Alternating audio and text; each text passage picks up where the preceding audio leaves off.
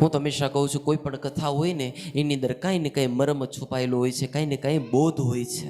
આ કથાની અંદર એ બોધ છે. ઉત્તાનપાદનો અર્થ શું થાય ખબર છે?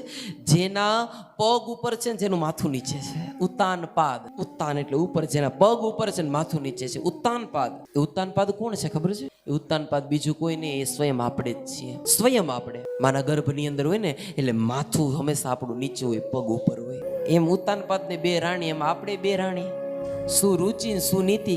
સુરુચિ હારી હારી રુચિઓ, પીઝા ખાવાનું, બર્ગર ખાવાનું, પાણીપુરી ખાવાની, આવી બધી રુચિઓ. પણ ઉત્તમ, એનો દીકરો ઉત્તમ એટલે ઘડીક ઉત્તમ લાગે, પણ ધ્રુવ ન હોઈ શકે, લાંબા સમય સુધી એ આનંદ ન હોઈ શકે. પણ સુનીતિ, સુનીતિ એટલે સારી નીતિ, ભગવાનની હાથમાં માળા લેવાની નીતિ, કોઈને કંઈક ખવડાવવાની નીતિ, કોકને કંઈક પાણી પીવડાવવાની નીતિ, કંઈક સારી નીતિ. એ જે કર્યું હોય, કાંઈ નહીં તો કોકને ખાલી પાણી પાયું હોય, કોકને કંઈક ખવડાવ્યું હોય, કોકને જમાડ્યા હોય, તો એ નીતિ છે ને એનું ફળ કેવું હોય ખબર છે?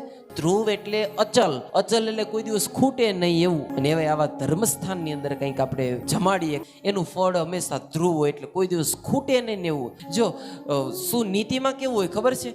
આપણે શ્રીખંડ ખાશું ને, જ્યાં લગી શ્રીખંડ મોઢામાં હોય ને ત્યાં લગી કેવો લાગે? ઉત્તમ, મજા આવે ને. પણ જેવું પેટમાં જાય એટલે તરત ડાયાબિટીસ 160 થી સીધી 260. ઘડીક ઉત્તમ લાગે, પછી નડે. પણ ભાવથી કોકને કંઈક જમાડ્યું હોય, કોકને કંઈક ખવડાવ્યું, સારી નીતિ હોય તો એનું ફળ તો ઉપર જઈને કદાચ યમરાજે નરકે આપણને લઈ જતો હોય ને તો ભગવાન બાવડું પકડીને આપણને સ્વર્ગે લેવા આવે કે નહીં, આણે શું નીતિથી હાલ્યો છે, આણે કંઈક ને સારું કામ કર્યું છે, એટલે આને મારે તારું નરક નહીં, મારે વૈકુંઠ આપવું જોઈએ.